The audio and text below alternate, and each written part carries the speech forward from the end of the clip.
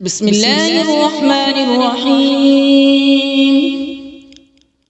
تبارك الذي بيده الملك وهو على كل شيء قدير. الذي خلق الموت والحياة ليبلوكم أيكم أحسن عملا وهو العزيز الغفور.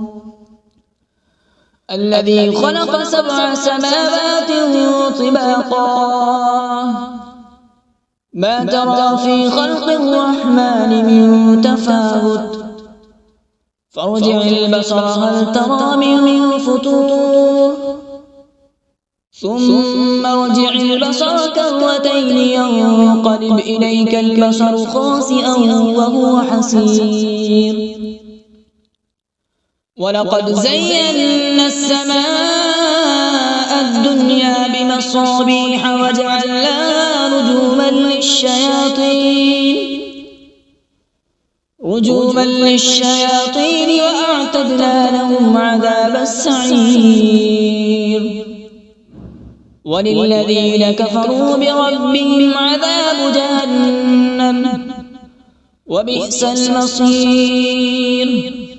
إذا ألقوا فيها سمعوا لها شهيقا وهي تفور تكاد تميز من الغيظ كلما ألقي فيها فوج سألهم خزنتها ألم يأتكم نذير قالوا بلى قد جاءنا نذير فكذبنا وقلنا ما نزل الله من شيء إن أنتم إلا في ضلال كبير.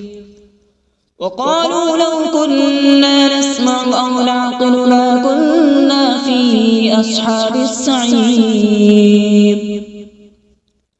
فاعترفوا بذنبهم فسحقا لأصحاب السعير. إن الذين يخشون ربهم بالغيب لهم مغفرة وأجر كبير. وأسروا قولكم أو اجهروا به إنه عليم بذات الصدور.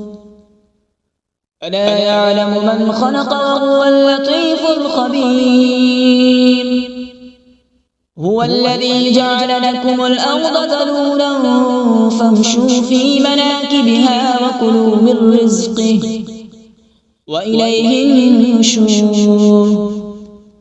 أأمنتم من في السماء أن يخسف بكم الأرض فإذا هي تمور أم أمنتم من في السماء أن يرسل عليكم حاصبا فستعلمون كيف نذير. ولقد كذب الذين من قبلهم فكيف كان نكير. أولم يروا إلى الطير فوقهم صافات ويقبض ما يمسكون إلا الرحمن إنه بكل شيء بصير. أمن هذا الذي هو جند لكم ينصركم من دون الرحمن إن الكافرون إلا في غرور. أمن هذا الذي يرزقكم إن أمسك رزقه بل لجوا في عتو ونفور. أفمن يمشي مكبا على وجهه أهدى أمن يمشي سويا على صراط مستقيم. قل هو الذي أنشأكم وجعل لكم السمع والأبصار والأفئدة قليلا ما تشكرون. قل هو الذي ذرأكم في الأرض وإليه تحشرون. ويقولون متى هذا الوعد إن كنتم صادقين. قل إنما العلم عند الله وإنما أنا نذير مبين. فلما رأوا زلفة سيئت وجوه